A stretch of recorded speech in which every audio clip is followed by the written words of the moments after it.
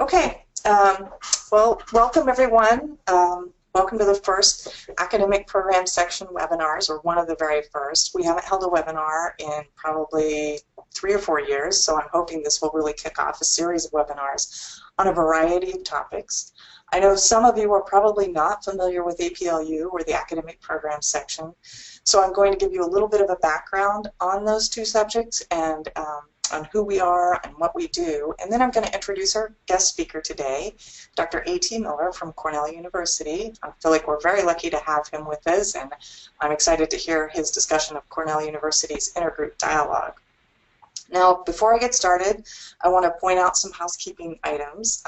In your participants toolbox, which I think is probably off to the side for you, an area designated for questions. You're welcome to type your questions in that box as he goes along, and then we'll answer them afterwards. Or you're also welcome to use the little raised hand icon and raise your hand, and after he finishes, we will take questions. There'll probably be about 20 to 30 minutes of discussion that we can have. With that, I'd really like to get started. So first, some background on APLU and the Academic Program Section, or APS. So APLU is a member organization of 237 universities and university systems, and we advocate on behalf of those universities in hoping to strengthen and advance the work of public universities in the US, in Canada, and Mexico. So we do research, policy, and advocacy work on behalf of all of our members. One subgroup of APLU is the Academic Program section of the Board on Ag Assembly. This section is primarily made up of designated administrators of academic affairs programs at the colleges of agriculture in all of our states and our territories. It includes the land grants as well as many non-land grant institutions across the country. So the mission of the Academic Program section is to try to make sure that human capital development in ag, food, natural resources, and related sciences is a preeminent concern of the state university systems and its federal partners. APS is making a very concerted effort on the topic of diversity and inclusion. At this year's winter meeting, we held a 2-day workshop where we had speakers from a variety of institutions discuss inclusion and diversity on their campuses and give their perspectives on how to create inclusive environments. We also hosted a speaker from the National Center for Faculty Development and Diversity. And coming out of that meeting, APS was so excited by what it was hearing that we put together a proposal to the NSF Includes project. And we tried to do it around inclusivity training for college leaders in hopes of changing the environment within colleges of agriculture to be more inclusive. Unfortunately, we were not successful at receiving that grant, but we do plan to keep moving forward on this topic. As part of that winter meeting, we had originally invited Dr. A.T. Miller to be a speaker, but because of timing, we weren't able to actually have him attend. So he graciously agreed to host a webinar and talk about the Cornell University Intergroup Dialogue. Now, I sent everyone out a very short bio of Dr. Miller, but I'm going to give you a little bit more background so you understand where he's coming from. So A.T. Miller came to Cornell as Associate Vice Provost for Academic Diversity in the summer of 2011. And in this position, he is responsible for the Office of Academic Diversity Initiatives, the Center for Teaching Excellence, the Cornell Intergroup Dialogue, the Learning Strategies Center, and the Office of Internal Transfer. He's also part of a team of 5 executives who manage Cornell's overall approach to diversity and inclusion through the University Diversity Council. Before coming to Cornell, he served as faculty director of the Center for Global and Intercultural Study and coordinator of multicultural teaching and learning at the University of Michigan from 2000 to 2011, and director of Africana Studies at Union College from 1992 to 2000. He conducted his Ph.D. research in American Civilization in the Center for Study of Black Literature and Culture and the Population Studies Center at the University of Pennsylvania. His dissertation, looking at African American families, recognition and reaction, analyzes the non-Western African influenced family patterns found in the United States, the Caribbean, and in Africa, primarily focusing on informal child fosterage. He now lives with his husband, the other half of the folk duo, on an organic farm in Scipio, New York, north of Ithaca. And with that, I am going to turn this over to Dr. A.T. Miller. I am also going to close out my webcam so that you're not forced to stare at me through this whole thing. So I'll be back with you in a little bit. Thank you, Take Wendy. it away. Thank you very much for inviting me. I know it was disappointing when I couldn't connect live when you were holding your seminar, and so it's great to be able to conduct this webinar. And thank you, Wendy, for that kind introduction. The whole issue here is about equity and inclusion, and what we were attracted to about launching the Intergroup Dialogue Project here at Cornell is really that it's skills-based, that this is a pedagogy that works to have people work effectively across difference, not necessarily change anything about their own convictions or their own life experience or to actually equalize those differences necessarily, but to build the skills of talking through conflict, of understanding, of empathy, and with the hopes that if there's a significant number of students who have these skills, it affects the entire climate on our campuses and also the interactions that happen, the healthy relationships, ways of understanding oneself and self-reflection, all of those important outcomes of a truly inclusive environment. One of the things that we are excited about is that the Intergroup Dialogue Project here at Cornell, which is an academic program in our College of Agriculture and Life Sciences, has spread so that there are now faculty intergroup dialogue sessions, things for staff. Our graduate and professional school launched some intergroup dialogues just this past summer, our business school. So it is something that has been seized upon as being of value and of great interest. The version, some of you probably have heard of intergroup dialogue. It's something that has existed for a number of years. But the version that we're doing here at Cornell are semester-long, sustained for the undergraduates, 3 hours per week in a classroom with readings and weekly short papers, a large final paper, a project.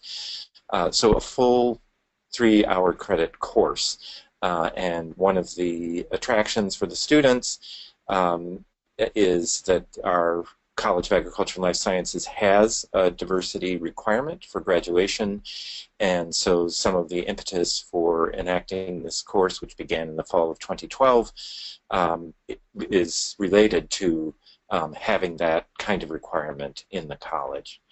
So with that, we find what's most effective is to have the participants themselves speak. I'm not going to crowd them all into my office, but rather we'd like to show you the project video that includes those voices. So if Wendy can start that.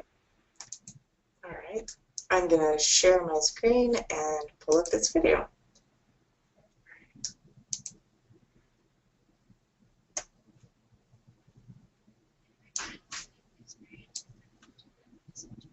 We can't hear. Oh. Hold on. I apologize. AT is indicating that he can't hear. Just out of curiosity, really quick, can someone write in there whether you could hear the individual speaking? No. All right. Let's see if we can't solve this problem real quick. If not, I'm going to send everyone to this website to pull it down on YouTube to see it. There's another little sound thing at the bottom, or is that the same one? Well, Oh, that's it. Yeah, that's it. So I'm at 100%. And your computer? I don't think so. This is strange because I could hear it just fine. All right. Anybody here? Nobody's hearing it yet. I'm trying to think of what to do here real quick with you all. Well, I mean, I can, unfortunately, speak about it with myself. You go ahead, AT, for a second, and I'm going to work on things on my end. Okay, there are subtitles if you can activate those. Oh, okay. Yes. Nope, that's the transcript. How do we do the subtitles? Anyone know, real quick? We cannot follow the link. CC. You see the little CC? That means closed caption. There we go. Okay. All right. We're going to do that. We're fully accessible as an inclusive program. Exactly. All right, we're going to pull this up. We're going to start with the subtitles, and if I can figure this sound out as we go along, we will. You're going to have to... Yeah.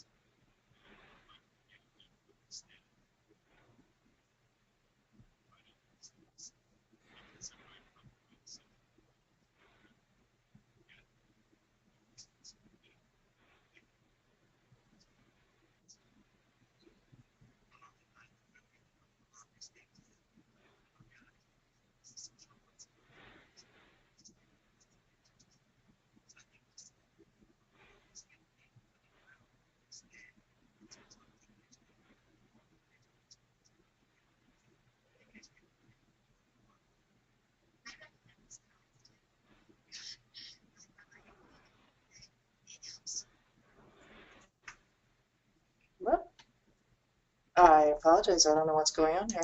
I guess it's buffering. Okay. Sorry.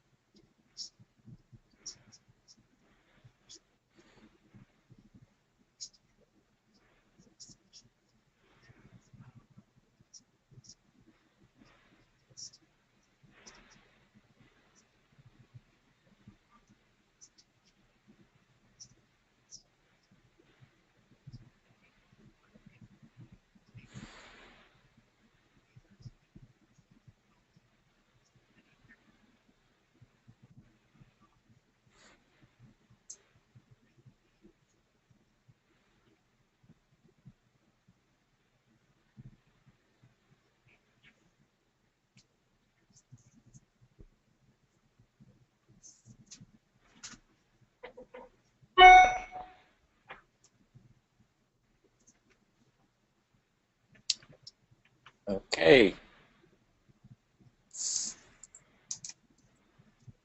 So I hope between the closed caption and the actual sound, you all were able to follow that video. It just includes so many messages from so many different sorts of folks from many different perspectives that I thought it's valuable to learn about the program that way initially.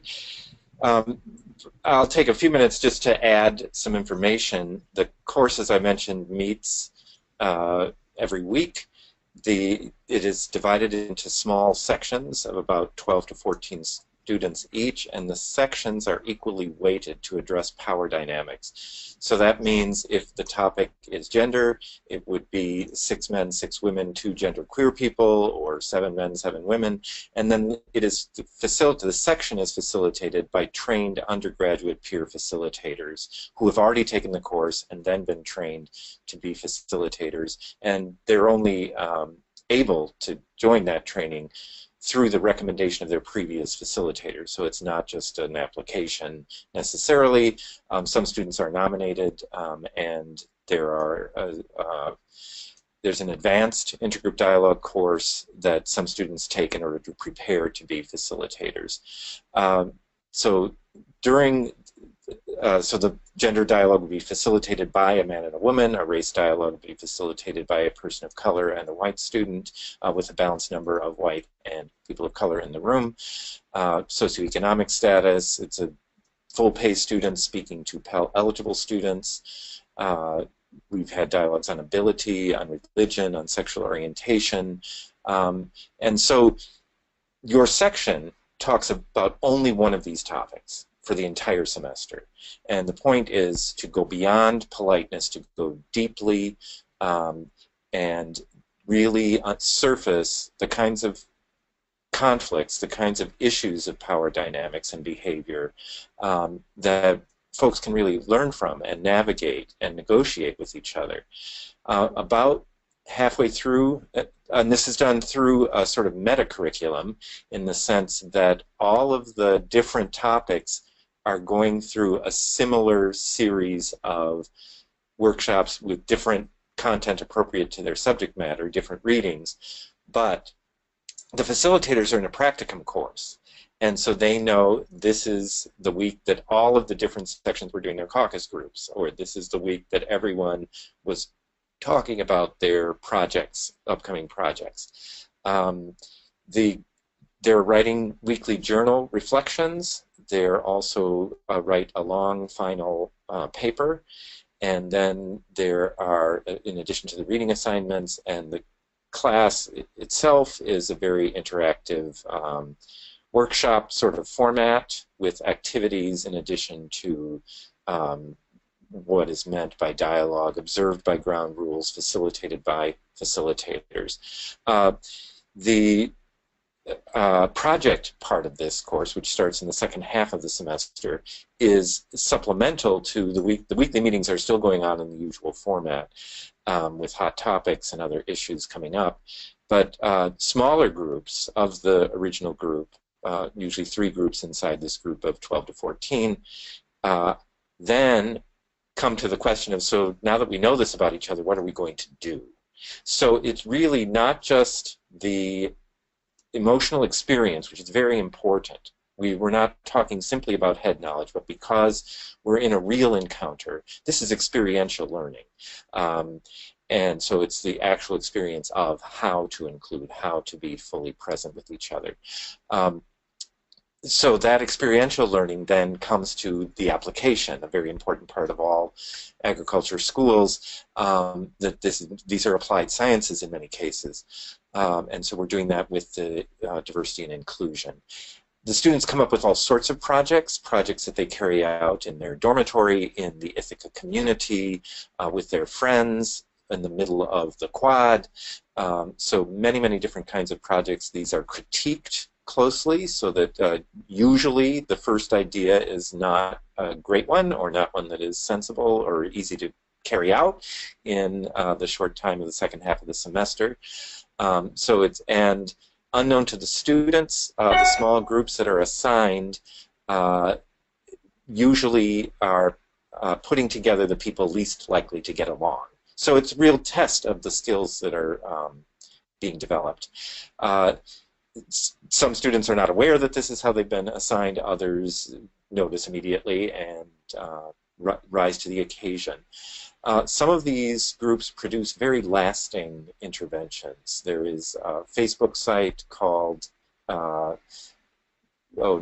Class Confessions at Cornell about socio-economic class, and it is regularly updated. It's existed now for over 2 years, and people learn a lot from each other. So that was a very successful project, and there's some other similar ones that have spun out of that. The guide to LGBT-friendly religious congregations in Ithaca was produced by one of these project teams. So those are just a few examples of lasting interventions. Others are sort of performance art sorts of encounters, and then still others are a bit more, perhaps you could say, educational in a facilitated way. The course is open to all students, so they come from all of the 7 undergraduate colleges at Cornell, but the majority of the enrollments come from the College of Agriculture and Life Sciences, since it's the only college with an actual academic diversity requirement. The course is very popular. We began in the fall of 2012 with 30 students in 2 sections as a pilot, and we're now we've reached our goal. We've done now, this is our 3rd semester of enrolling 200 students in 13 to 14 individual sections on all these many topics. This was our goal because we thought, as Caitlin said in the video, that having that number every single semester, 400 students a year, would mean at any given time there would be about 1,000 students on campus with these skills. And we feel that's the kind of critical mass that any classroom, any club, any dormitory, all of these situations would at least have somebody present to, when that off comment happens or that tense moment, the way to lean in, the question to ask, the prompt to give, not the shaking finger or the shaming, but the way that we all learn more about each other, more information. We immediately had faculty members notice these skills. And again, Professor Michelle Williams mentioned in her comments how she now feels like there's always some people in the classroom in some of her large lectures that help move along exactly the things that she's trying to convey in her organizational behavior, teaching, and communication classes. So that has been noticed by people in their labs, and if you follow research on intergroup dialogue across the nation, there was a multiversity project done a few years back and published in 2012 that studied these sorts of effects. And it's possible actually to notice and measure the effect of having taken this class 8 years after students have taken it. These are skills people put to immediate use. Sometimes students joke that they're using them on their parents and their roommates, but often the roommates then enroll the next semester because they're impressed and are grateful about having these sorts of skills. The class has a wait list, even with 200 spaces available. And so it has had a very powerful reaction on our campus. And as I mentioned, those faculty members who noticed what was going on then said, well, what about us? How do we learn about intergroup dialogue? And because it's an experiential pedagogy, we actually designed a way of doing intergroup dialogue with faculty members, with full adults. This pedagogy was developed obviously with young adults in mind and with the sorts of developmental stages they're at, but we adapted it to some positive results. We piloted that twice with groups of faculty members facilitated by faculty peers, some of the folks who themselves have led the practicum course. So a reminder that the facilitators, while they are facilitating, are also enrolled in a course, a practicum, where they are coached and also work with each other and puzzle through the kinds of dilemmas that come up when these sorts of dialogues and discussions are taking place. We tend to always put the phrase together, intergroup dialogue, because we know that the words dialogue and the practices of dialogue can be many. There are obviously other effective programs, but few that are sustained across an entire semester on a single diversity topic. This, as I mentioned before, the single topic approach is really meant to go deeply, that the topic is deeply explored through all aspects of power and context and experience. Students, when they sign up, fill out a demographic information sheet. So if I'm signing up, I say, well, if the dialogue is about gender, I'm male. If the dialogue's about race, I'm white. And then I express my preferences. There is, of course, then the effort. Everyone is placed who gets into the course, and the appropriate facilitators are available. There is some determination depending on the schedule. Not every topic is offered at every time slot, but the bread and butter, most popular topics are the usual: race, gender, and socioeconomic status, class. Some of the other topics, ability, for example, and sexual orientation, have great interest, but the people who are the enrollments obviously depend on a balanced classroom of people willing to speak for a semester long about identity and about their life experiences, so as well as the availability of trained facilitators. We also did dialogues on religion, and I know that those have in many locations been carried out successfully. We have found that especially with young adults, religious identity tends to not be very fixed. And so while they may have been raised with a particularly strong religious tradition, they're at a point in their lives where they may be questioning, and they actually, rather than finding it controversial, become fascinated with each other. We did have one dialogue group where, even though the expressed start was of two different strongly identified groups, at the end everybody was agnostic, and they, I'm sure, had a great experience of exploring their spirituality and their religious identities, but they did not learn the skills of navigating across conflict. They did not experience them. They learned about them. They certainly explored them. But as I said, the experiential nature of the course meant that we have found it a difficult. We're currently not offering the dialogues, but we are open to figuring out how to gain traction. As you might guess, given the extraordinary and disturbing news and all sorts of incidents over this past summer, in addition to fraught fall and political season, the dialogues are noticeably different this fall in a both challenging and very productive way.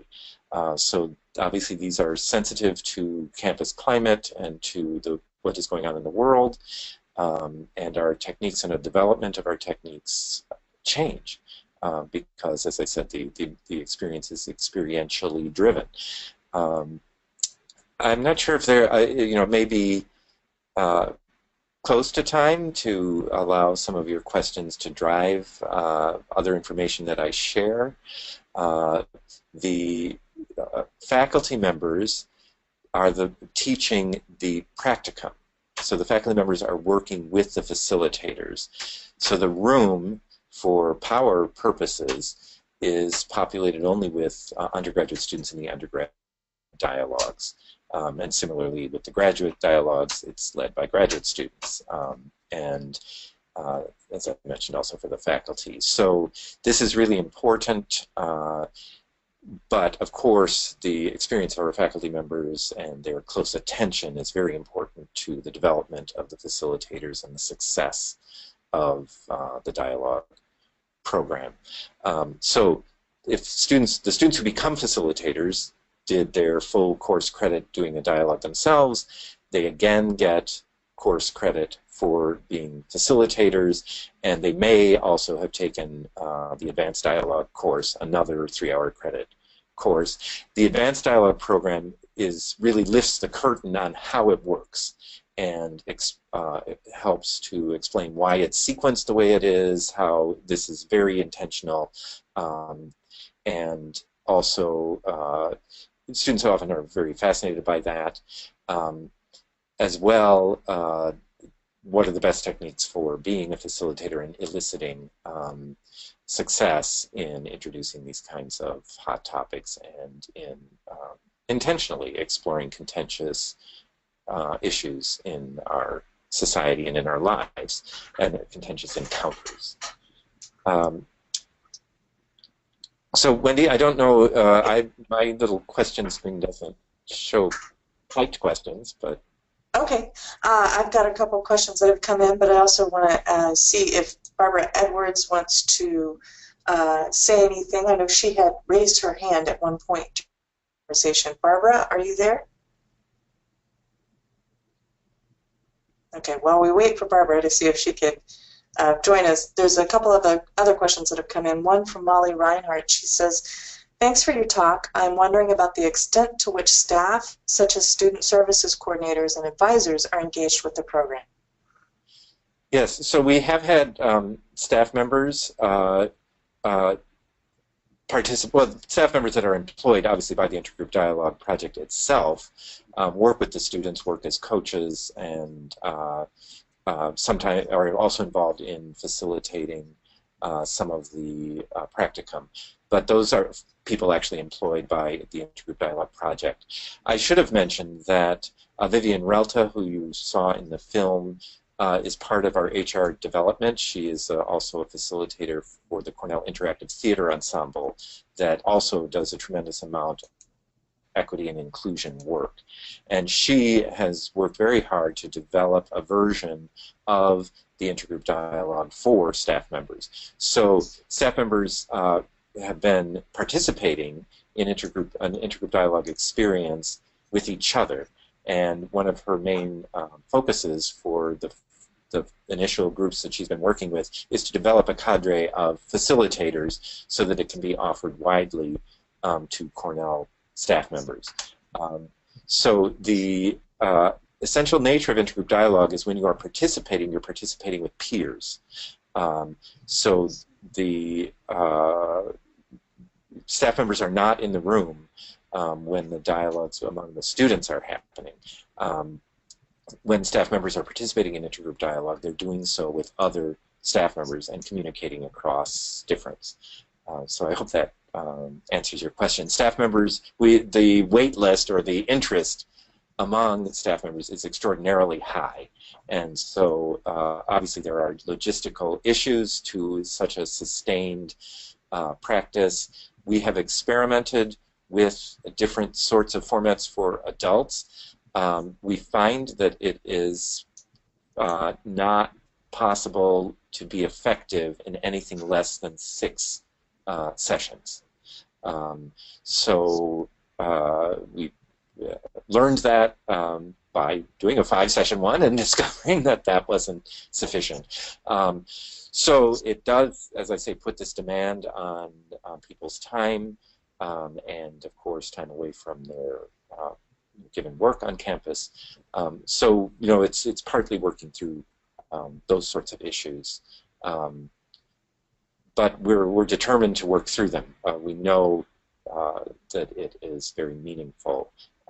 And, of course, the content is different given the level of work and life experience and all of those things going on. Also, for the faculty and staff members, it is based on multiple issues of identity. So when we're doing particular sorts of exercises, we ask people to consider it from one of their targeted identities, one of their identities that it is disadvantageous in their social experience, and also then in other exercises considering from the perspective of an identity that does have advantage on our campuses and in their work life, if that's what we're talking about, the work life. So uh, the adult version is versions are tailored to the maturity and life experience of people who are older than the typical undergraduates on campus. Thank you. So I've got 3 more questions that have popped up here, and I just want to also comment. Apparently some of the attendees cannot see the questions. That's fine. Keep posting them, and I will relay them for you. And Molly's got several follow-up questions for you, but I'm first going to turn to the next one that was actually in line. Katusha Galitzine, I hope I'm pronouncing that correctly, asks, do you incentivize teaching and/or taking intergroup dialogue courses for faculty, and if so, how? We actually don't. The program, this has not been an enormous financial investment, and that I hope that's encouraging to institutions. We actually have relied on departments making this part of a faculty member's teaching load for the semester that they're involved, and we have been able to staff the course. This was especially important in our initial offering years because it was new. The program had sort of experimental funding, a sort of 3-year horizon to see how it went, and it was also, of course, a way for faculty to become familiar with the program. We do have faculty members trained and very skilled in multicultural education, and they were some of the first people who were very interested in this pedagogy and wanted to be involved from the get-go. But the program itself actually does not compensate the faculty members. The faculty members are in their regular role, paid by their department, with it recognized as part of their load for that semester. I'm sure faculty, because it's co-taught, everything is co-led. There's never a single leader in intergroup dialogue. Perhaps a flaw in this webinar, but so there may be particular issues of load where a faculty member is doing it because of their feeling about how important it is, and the co-leading may be attractive to them. But we have not been compensating our regular faculty members. There are, as I mentioned, staff members of the program who, of course, are paid a salary. And the teaching assistants, we do have graduate TAs involved in coaching students and in the practicum, and those people receive a regular TA appointment. And several of those TA-ships are actually offered by the college, not by the program itself.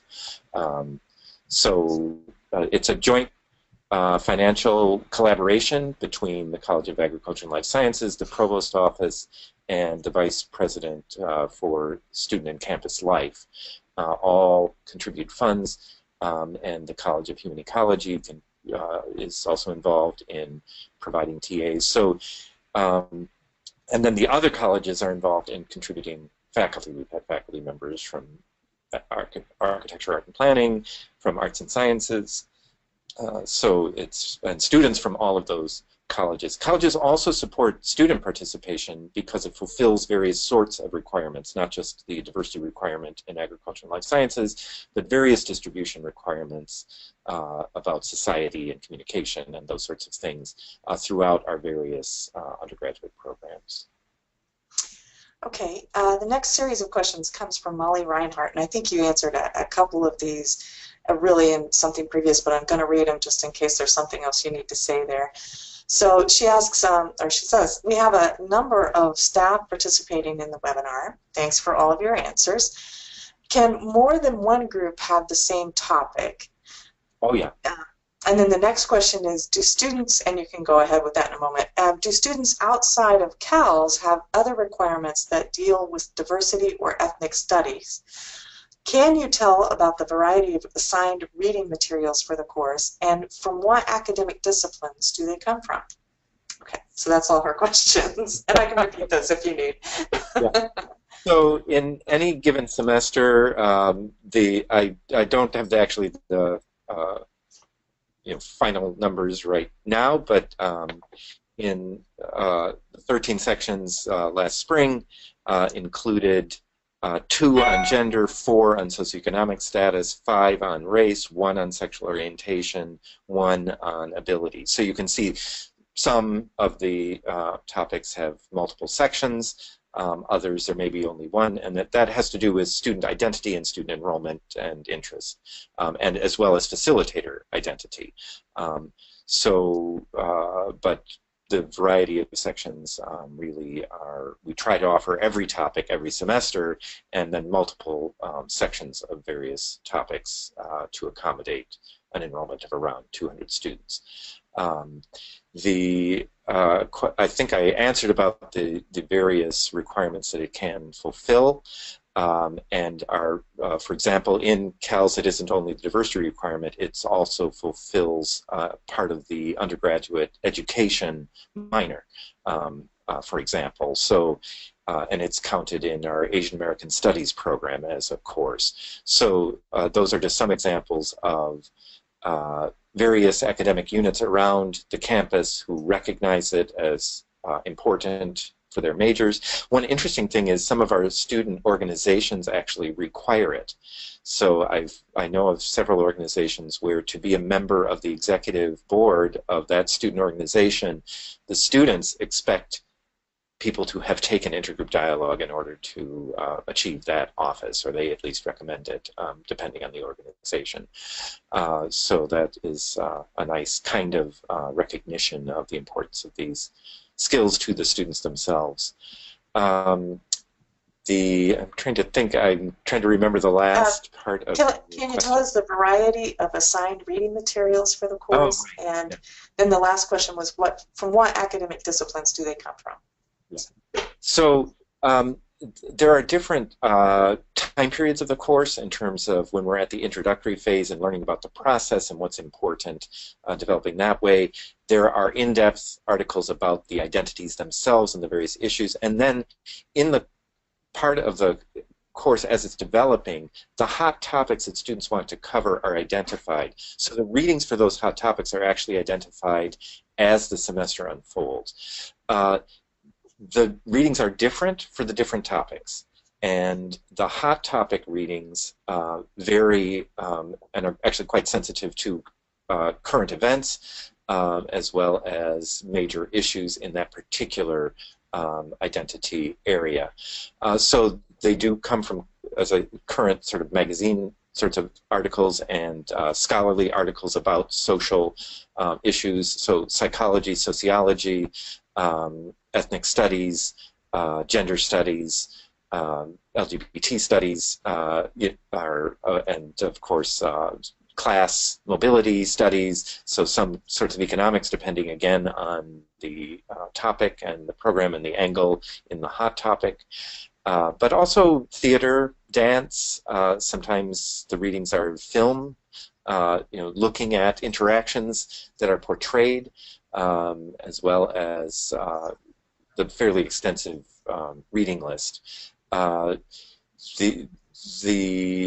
syllabi, what we call the process content outline for the facilitators, it's really a scripted approach to the undergraduate facilitation in terms of what should take place, not in terms of what's said in the classroom, but just the events and the readings and all those sorts of things. So the syllabus that students have simply give them the assignments, and the process content outline relates those assignments and explains them for the help of the facilitators. And those are regularly updated. It's not a fixed syllabus. There certainly are bread and butter topics. We always go through the cycle of liberation, the cycle of oppression. We always have students initially learn about the differences between dialogue, deliberation, debate, and discussion. So there are important concepts that are covered regularly. And intergroup dialogue itself is an area where there's a lot of research and publication. So we, as a young program, have just started to contribute to that literature because we've reached a critical mass of students who have taken the course, so we can do some comparisons across and have the depth of a pool of pre-post sorts of tests on a variety of identities. That has also led to student honors theses, so the students themselves studying the process, and we're very excited about that outcome. So not just project spin-offs, but actual academic research on the part of the students, and increasingly having graduate students who are interested in research on what we're doing, as well as faculty members contributing to that literature. So we're both producing the literature as well as using it in our classroom. So I hope that covers, it's a pretty wide range, and sometimes it's simply the article about that surprising event that just happened last week gets added to the scholarly and research-based sorts of readings that are also an important part of the course. It is a course that I said depends on experience, so of course, people are intellectualizing and coming to understand all sorts of things, but it's about coming to understand yourself in a socially dynamic situation where power is playing out. So the course continually comes back to that. And so it is about the group experience, and there are intergroup dialogue programs that are strongly grounded in psychological theory, and I think the distinction in the Cornell program is that we lean a little bit more towards post-colonial theory about context and social structure, and those sorts of issues. Of course, psychology is a very important component of what's going on, but because this is about group phenomena and the production of social behavior, we think it's important for students to have clear understanding that many of these types of interactions that they experience have a level of scriptedness to them that are not, well, of course, the people in the situations are making individual decisions. Those decisions are heavily influenced by life experience and by the larger social messages around them. And that consciousness is really important to being able then to manage oneself in a social environment. I think that probably many of you, I hope, have had the experience of going online and doing some of those surveys or exercises about unconscious bias. And the point is, you can't necessarily remove an unconscious bias, it's unconscious, but you can control for it. When you're aware, of course, you brought to consciousness the sorts of things that can happen to your thinking and your interactions with someone, which means now you are able to manage them. And this is really what we're talking about. We're not talking about changing your frame of reference or changing your mind or somehow waving a magic wand and your whole life experience disappears, or the influence of American advertising will no longer be on you. No, that's an unrealistic expectation. It is about how does one reflectively, reflexively, and respectfully work to manage oneself in social contexts, to observe, to helpfully intervene, to know when it is inappropriate to speak and join into something. And there aren't rules about that. It's not cookbook. It is about skill. And so we're really focused on skill, applied knowledge, not do you know everything about contemporary gender dynamics, or do you understand about social mobility in the United States. Those are things you do need to understand in doing this, but this is a kind of course that you know those things, and then you can have skillful, appropriate, responsible, productive interactions across those differences. Okay, we have one last question, and it probably better be our last so that we can wrap this up at 3 o'clock. I think our timer will go off here in a little bit and shut the whole thing down if we don't. So, has the university experienced any pushback from parents, lawmakers, or other constituents? And that's coming again from Molly Reinhardt. Okay.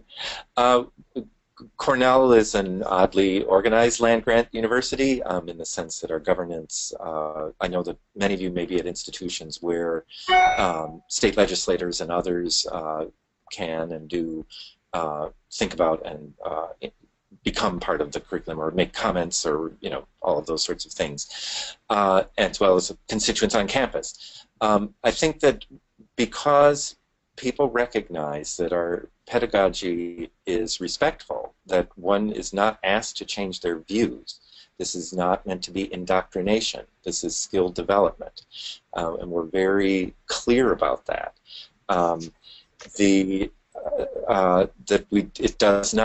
It hasn't generated those sorts of objections. While the course fulfills a requirement, the course itself is not a required course. So it's not that we don't really have a strong flavor of unwilling participants. I think I'll just share an interesting thing at Cornell. So there's a strong belief or principle in intergroup dialogue that it can't really be productive with unwilling participants. You have to be committed. We've discovered that is there's wiggle room in there. Obviously, the course requirement in CALS means we get a set of seniors, you know, coming into their last semester, and they've got to fulfill this requirement. So it wouldn't have been their choice necessarily. We also found out that our judicial administrator and sometimes sentences people to the intergroup dialogue course, which was a shock to us, and that was found to have very positive response. So I would not recommend that, but I was pleased to discover that, okay, so maybe that is possible. I certainly wouldn't work if a large number of people in any given room, you know, were skeptical or didn't want to be there. But we have not had strong pushback, and the program which originated at the University of Michigan, where I also was for 11 years, I don't know of that kind of protest from parents or others. Certainly when an individual student is taking the course, there may be a parent who is surprised or, you know, questions the outcome or whatever, but in terms of official complaints to the program or to the university, we've not experienced that, and I'm not aware of that as being any kind of strong reaction to this particular pedagogy. And I think it is because of its focus on skill. Students, many people recognize these are essential skills for today's society and modern workplace. And so that is a way that it's not only a finesse to get through it, it's true. So I think that approach is how we manage the possible issues of having such a course on campus. Well, I want to thank you very much, Dr. Miller. And another note pops up here. It says the UW-Madison. Thanks you very much. That's coming from Molly. I want to thank you very, very much for joining us today. This has been very interesting and I'm sure quite informative. As you saw from our registration list, many of our registrants were kind of coming in teams, so I think there's several universities that are very interested in what you're doing there and probably looking for more dialogue. So don't be surprised if you get contacted in the future by some of them. The University of Michigan runs an institute every summer in June about how to implement an intergroup dialogue program. So not that I'm trying to avoid your questions, but it's a great place to really learn how to get all of this off the ground. And I went to it before I started it here at Cornell. Okay, I will share that information more broadly so that folks can go there if they're interested in more information. But thank you, and is there anything that you would like to say to end this? Just thank you so much for being part of this webinar today. All right, with that, we'll sign off. Thank you. Bye-bye. Bye-bye.